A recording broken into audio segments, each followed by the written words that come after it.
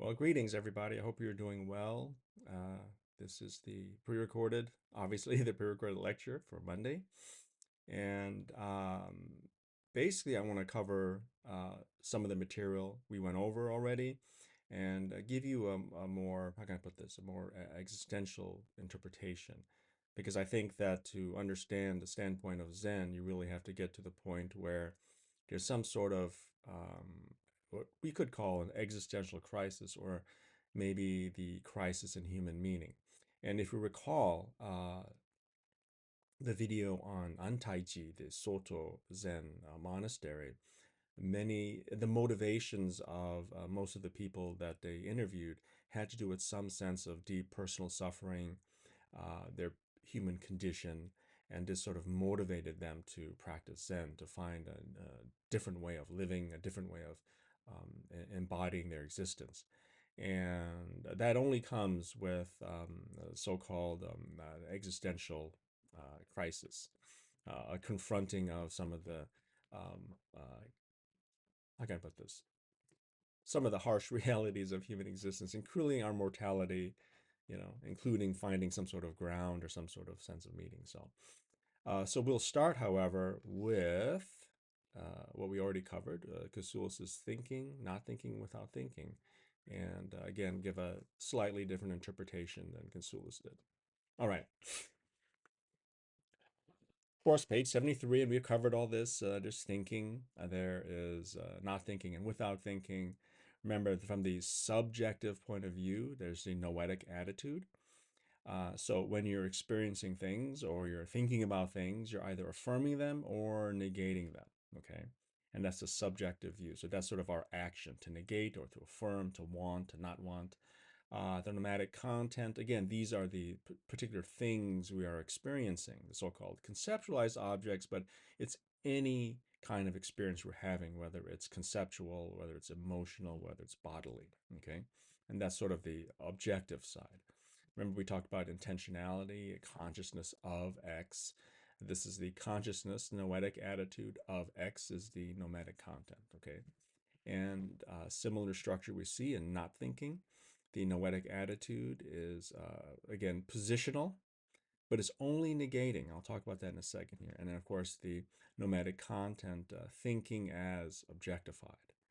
So what's the difference? Now, first of all, the similarity is it's the same structure. There's a consciousness of X. There's the noetic attitude, our positional, our how can I put this, our disposition, our attitude, and the nomadic content, thinking as objectified.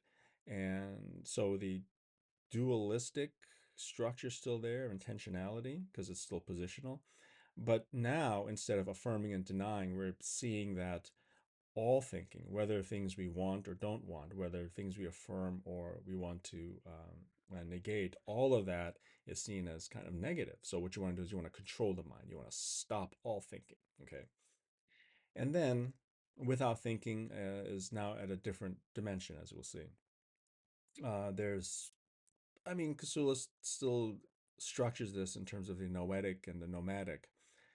Again, the noetic attitude, non-positional, that is now you're not either affirming or denying. There's no grasping or pushing away. There's no reaction. It's, I think in more plain terms, it's non-reactive awareness. Okay. So then what do we experience when we are non-reactively aware? We are experiencing the content, the pure presence of things as they are. We see things directly. And this notion of presence, I want to expand on a little bit as we go on. Okay. I think if we use the classical metaphor of sky and clouds, and this is used in Indian Buddhism, Tibetan Buddhism, other forms of Buddhism, and Chinese Buddhism, if we use this general metaphor of sky and clouds, I think we can clarify in a more existential way what Casullus is getting at. Okay, so let's look at this again. The Buddhist metaphor of sky and clouds. The clouds symbolize the mental states such as thoughts, ruminations, feelings, etc. And clouds also include, I should have said, anything we experience, the things that the objects, that the world that we experience. Okay.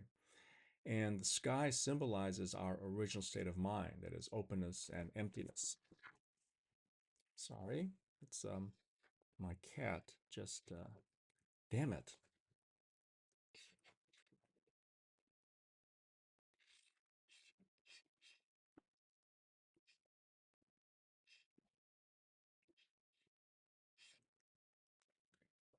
I don't like that what you did. Okay, go away. Go away.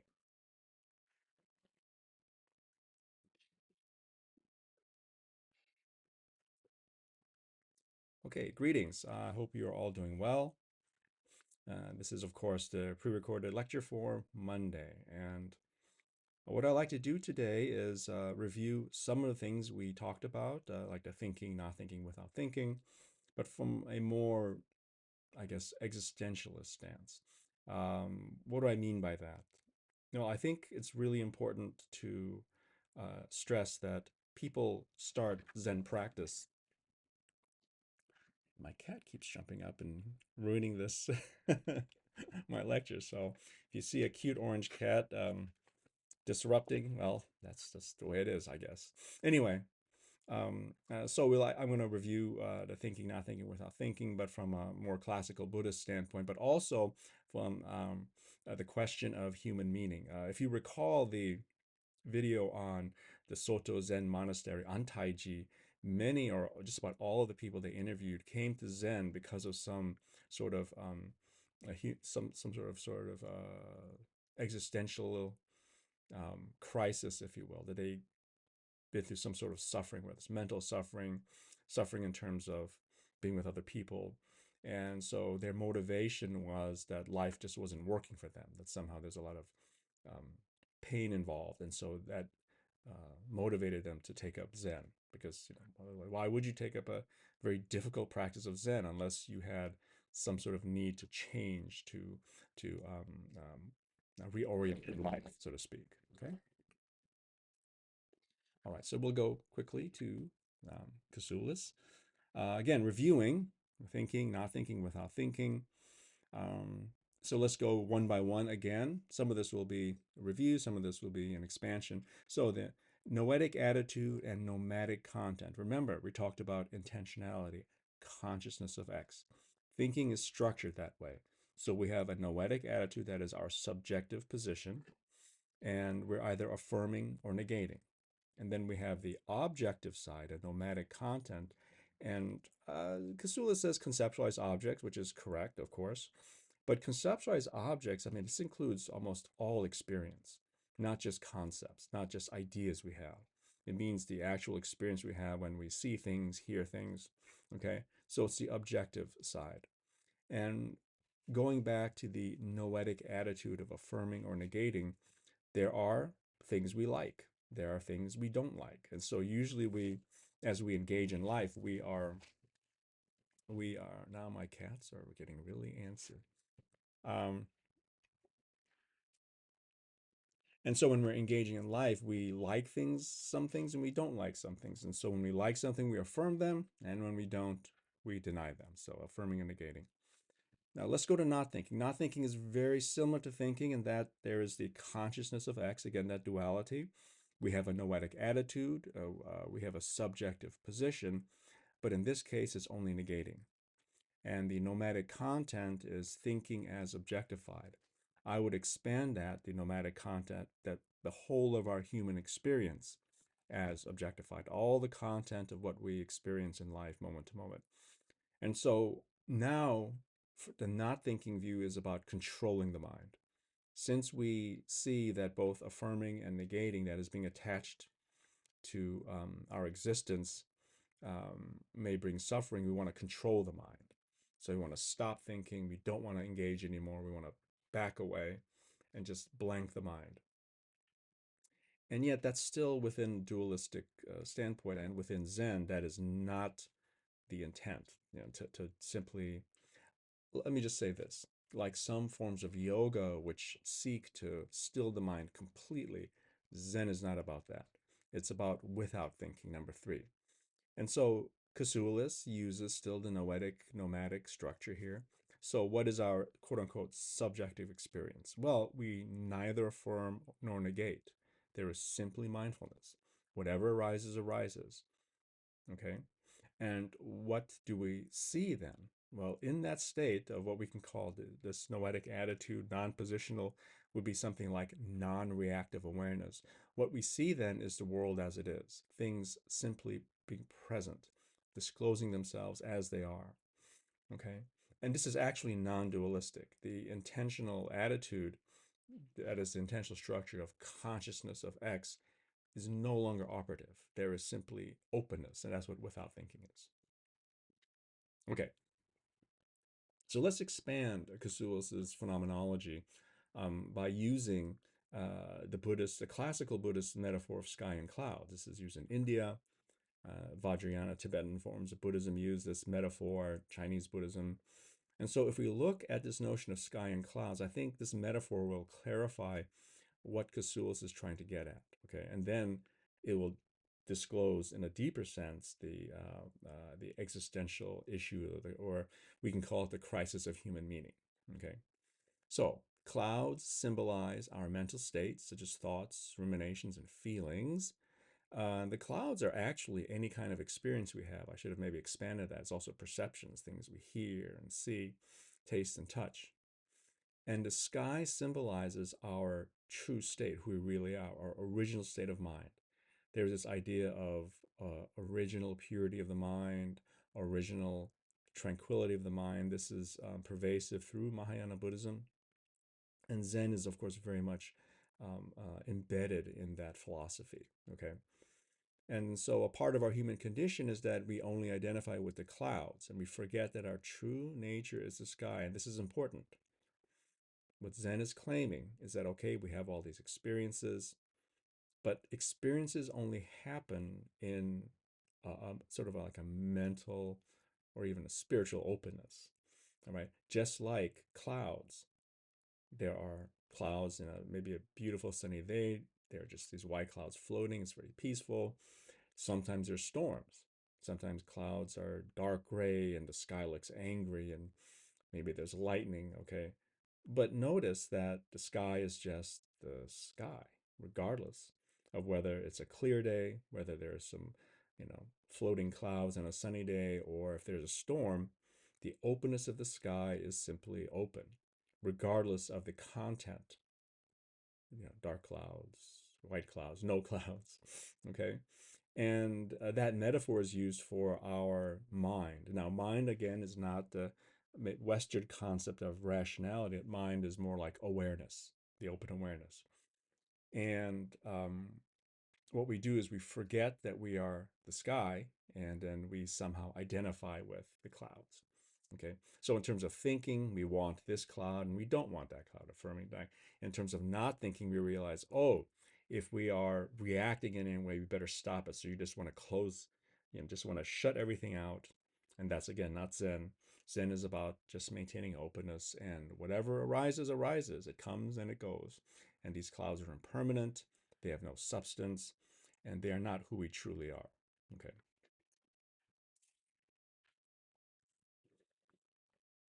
Okay, so let's expand this a little bit. Metaphor of the sky and clouds. So, thinking, noetic attitude, positional. Okay. In this attitude, we are focusing on the clouds. We attempt to focus on some clouds. I have to study this evening. Okay, that's a cloud, all right, metaphorically speaking, and not focus on others. Oh, my friends are going out tonight. And so you have this tension. You want to either study, which you should, even you should, but you also want to go out, and you have to affirm or negate. Okay, you choose, and you will experience the consequences of your choice, the karmic consequences. All right. Okay, and so the nomadic content, so-called conceptualized objects. So there are specific objects, and thoughts can be objects too. We need to study or we want to go out. All right. So the fundamental point that needs to be emphasized is that just like the clouds need the sky to float by, conceptualized objects need mind to exist at all. Remember we talked about the open horizon, right? It's necessary to have the open horizon before we can experience the specific objects in that horizon, right? And we discussed this to some extent in the last class. All right. So let's go to not thinking. Noetic attitude, positional, okay. In this attitude, we're still focusing on the clouds. However, when we go deeper into meditation, we begin to realize that thinking, conceptualized objects, that is actually our experiences, can lead to anxiety, attachment, etc. Here's some emojis. Unless it is simply practical. We talked about that in terms of not thinking, and then we only think when there's a problem that comes up, but we'll get to that later. The nomadic content, thinking is objectified. So as meditators, we now see that all clouds, all thinking, objectified objects as the problem. Therefore, we try to avoid looking at any of the clouds. We want to push them away, um, and not think about anything. It's an attempt to force the mind into a motionless, quiet state. Now, again, the fundamental point here is that just like clouds need the sky to float by, conceptualized objects need mind to exist at all. And because mind is the open horizon of our experience, simply negating thoughts doesn't lead to seeing the reality of our original mind. The issue again is not to simply blank thoughts, but to see the true nature of not just the thoughts, but our mind, which is the open horizon. Okay. And now let's go to without thinking, using the sky and cloud metaphor. Again, our so-called subjective attitude is non-positional. Okay. So in this attitude, we no longer focus on the clouds as the only realities. We intuit that whatever the quality of the clouds, just like floating by on a sunny day or during a storm, dark clouds during a storm, the nature of the sky itself never changes, as I said before. The sky is the open horizon that is necessary for any clouds to appear. And so, excuse me. So what happens then in this non-reactive state of awareness when we identified now what being simply open, non-reactively aware. So when you, excuse me, simply abide or rest in the openness that is the sky, and we're speaking metaphorically, you don't try to choose one cloud over the other, that's thinking, or try to stop all clouds, which is not thinking. Rather, clouds, that is our thoughts, simply, and our experiences, the clouds simply float through the sky, right? The empty, open sky. According to Zen, the sky mind is our true self. And so once we shift our identification from the changing clouds, whether we want to choose one or another or blank them all out, we simply rest in the openness. And whatever clouds arise, comes up and goes away. Okay?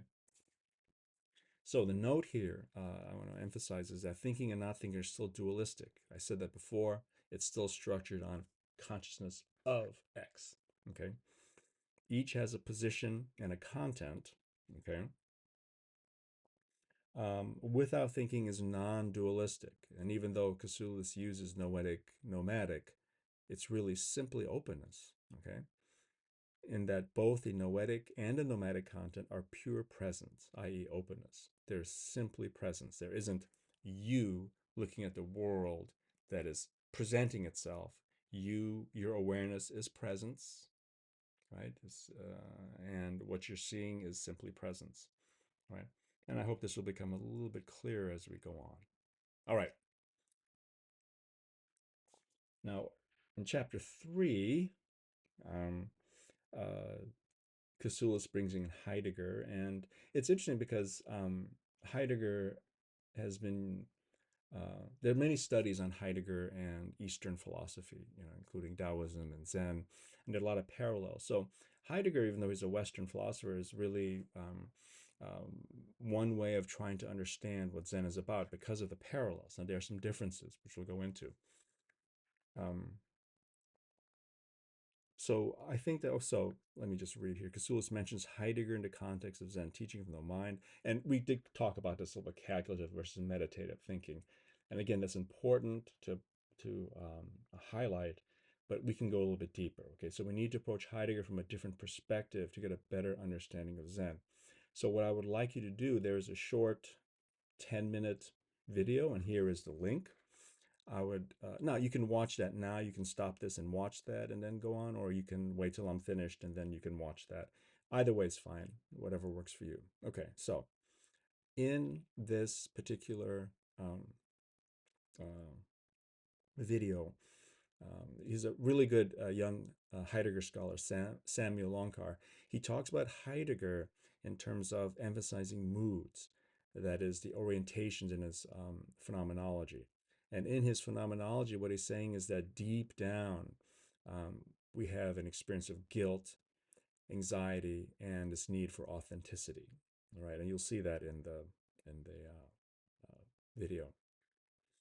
And so after you watch the video, what I would like you to do is begin thinking about this, and you can begin substituting some Buddhist concepts. Okay, so instead of guilt, we can look at actually a deep feeling of lack, that we're somehow empty inside and we need things. And this is from the Buddhist philosopher David Loy.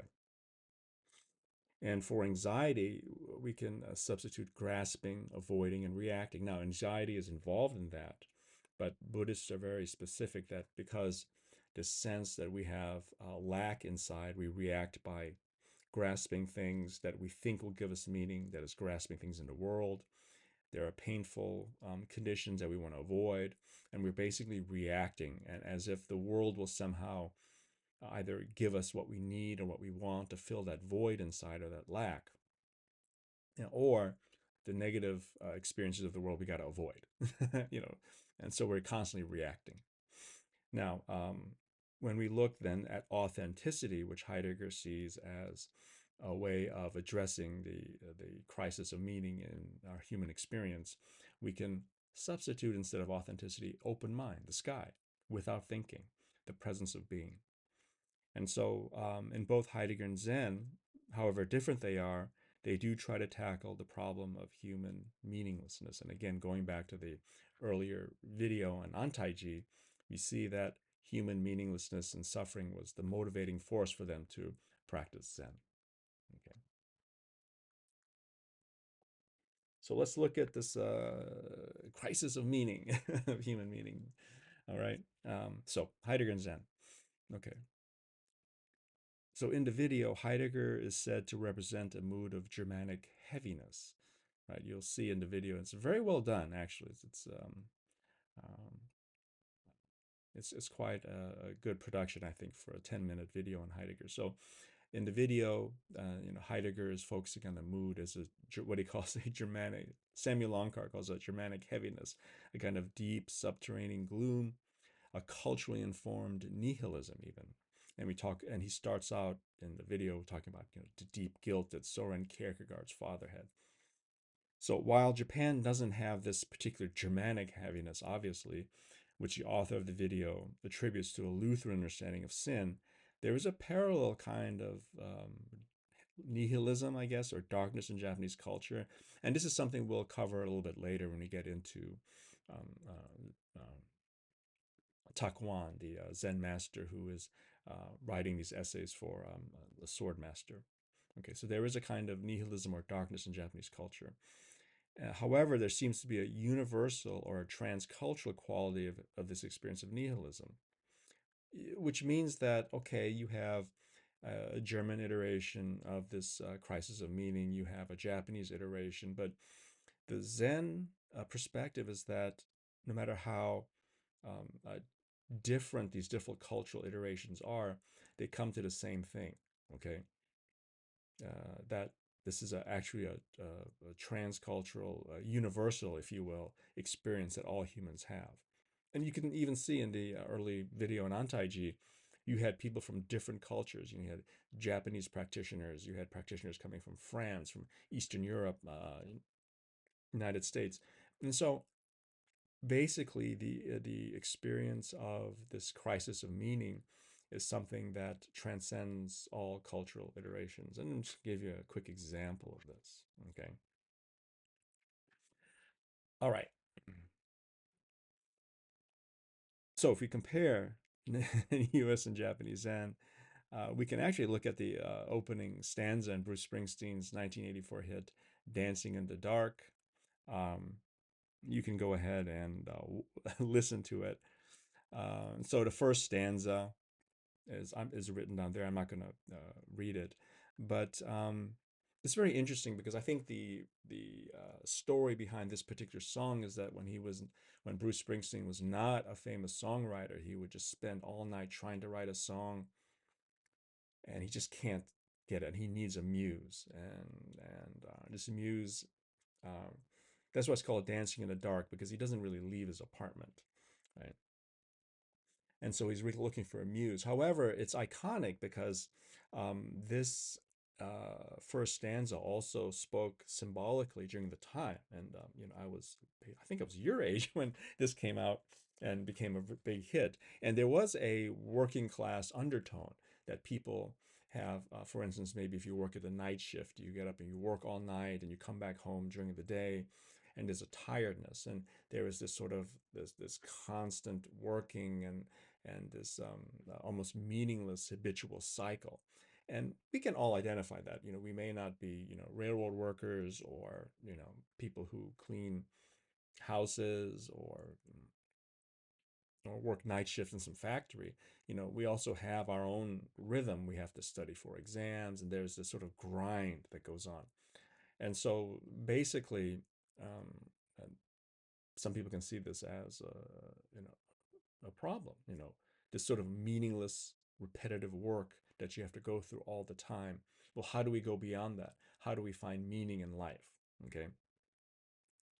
So if we move from Bruce Springsteen to a Zen anecdote, and I think this is in Kasulis, but I've studied Zen for so long, I just kind of memorize this, but it may be in Kasulis too. But anyway, well, let me just read it for you. Okay, so a monk goes to the master. So this monkey enters the monastery. This person enters a monastery, becomes a monk to study Zen, and he goes to the Zen master and asks, "How can we go beyond eating and sleeping?" And this is really symbolic of a need to transcend the sufferings and going beyond the meaningless habits of worldly life to a spiritual, meaningful life. So he wants to go from living this sort of everyday world. You got to eat, you got to sleep, you got to wash dishes, you got to work, you have to do this, and how do you transcend that and get into the spiritual state? And then the master responds, "When hungry, eat. When sleepy, sleep." Okay, typical. It doesn't say much more, right?